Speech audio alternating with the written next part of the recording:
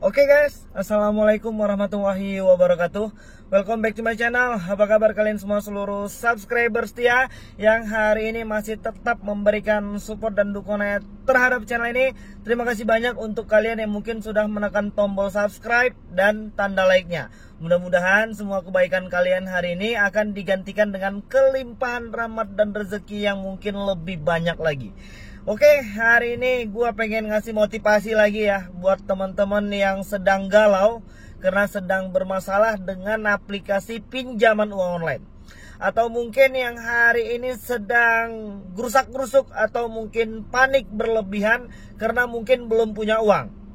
Dan jangan melakukan tindakan yang salah lagi. Dan jangan lagi gali lubang, tutup lubang. Jangan lagi menambah hutang. Dan untuk yang hari ini mungkin sedang berpikiran yang aneh-aneh. Mungkin takut didatangin debt collector atau mungkin takut ini itu segala macam. Stop, jangan lagi berpikiran yang aneh-aneh. Nah, hari ini itu akan berefek negatif pada kehidupan kita yang sehari-hari. Terus, apa kabarnya untuk teman-teman yang hari ini sudah dipermalukan? Atau mungkin yang sudah disebar data habis-habisan dan hari ini sudah difitnah kesana kemari, dikatakan open booking, dikatakan pencuri dan lain sebagainya. Banyak banget ya metode-metode yang hari ini harus bisa kita hadapi dengan pikiran jernih. Oke, sebelum kondangan ya, gue pengen ngasih motivasi dulu untuk teman-teman yang lain biar kondangannya biar lebih asik nanti. Jadi untuk kawan-kawan yang hari ini belum mampu melakukan pembayaran ya dan sudah mengalami beberapa rentetan kejadian yang mungkin membuat kalian sudah tak punya harga diri lagi, atau mungkin yang sudah merasa harga dirinya sudah diinjak-injak sama aplikasi pinjaman uang online. Ingat satu hal, semua permasalahan itu pasti ada solusinya dan Tuhan tidak akan memberikan cobaan di luar batas kemampuan hambanya. Jadi ketika kita bisa menanamkan dua hal tadi ke dalam diri kita, mudah-mudahan insya Allah semua permasalahan ini akan bisa kita atasi. Jadi untuk kawan-kawan yang mungkin sudah disebar data, saya pengen ngebahas tentang sebar data dulu ya, supaya kawan-kawan yang hari ini sedang panik, yang hari ini sudah nggak punya duit buat nyari dana talangan dan bayar cicilan dengan ancaman mau disebar data, atau mungkin yang sudah disebar data. Ingat ya, seluruh aplikasi pinjaman uang online ilegal. Senjata mutakhir mereka hanyalah melakukan penyebaran data. Dan itu merupakan resiko tertinggi ketika kita belum mampu melakukan pembayaran di aplikasi pinjol tersebut. Itu adalah senjata yang paling mutakhir hari ini dari aplikasi pinjol ilegal. Jadi, kalau seandainya kita bisa melewati fase tertinggi dari permasalahan aplikasi pinjol ini dengan melakukan penyebaran data itu dengan baik, dengan tidak melakukan tindakan-tindakan negatif, atau mungkin dengan cara tidak lagi gali lubang tutup lubang, maka semua masalah ini akan selesai. Yang jelas mereka sudah melakukan pelanggaran hukum dan undang-undang yang berlaku di Indonesia hari ini dari undang-undang ITE. Mereka sudah melakukan penyebaran data tanpa seizin si pemilik data dan itu sudah ada ketentuan hukumnya. Bisa dipenjara? Bisa. Karena mereka sudah melakukan pelanggaran hukum. Dan untuk kalian yang hari ini sedang punya hutang, apakah kalian bisa dipenjara? Tidak. Tidak semudah itu dan tidak segampang itu aplikasi pinjaman uang online itu memenjarakan kalian. Untuk memenjarakan seseorang itu, ya harus ada beberapa proses-proses yang harus dilewati. Ya minimalnya laporan. Jadi untuk aplikasi pinjol hari ini, belum ada satupun aplikasi pinjol yang membuat laporan kepada pihak kepolisian atau kepada pihak yang berwajib terkait debitur yang nggak bisa bayar utang, ya. Itu harus kalian pahami dulu. Dan yang kedua, untuk kawan-kawan yang hari ini resah dan gelisah. Oh ya, sebentar. ada pertanyaan apakah untuk aplikasi pinjol legal OJK itu akan melakukan penyebaran data, Bang? Ya, itu pertanyaan yang juga sering masuk ke kita. Sepengalaman kita, untuk aplikasi pinjol yang sudah terdaftar dan berizin di OJK itu tidak melakukan penyebaran data. Dan apakah mereka akan menghubungi selain kontak darurat? Sepengalaman kita tidak. Tapi tidak tahu ya, ini kejadian 2 tahun yang lalu. Nggak tahu kalau sekarang. Kalaupun mungkin ada, itu sama halnya seperti kejadian aplikasi Uangmi, yang akhirnya perusahaan aplikasi Uangmi pinjol itu meminta maaf kepada Ibu Rizka.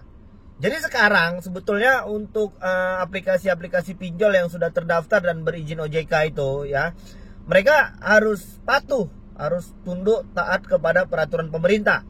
Hanya saja mungkin beberapa oknum-oknum yang hari ini sedang ngejar target ya. Karena kalau seandainya, ya kita sama-sama tahu kalau di perusahaan itu kerjanya punya target ya.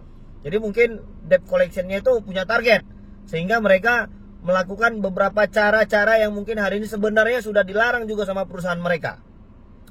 Terus untuk kalian kawan-kawan yang mungkin hari ini sedang gelisah ya, udah nggak punya uang lagi nih, apapun semua yang ada hari ini sudah dijual.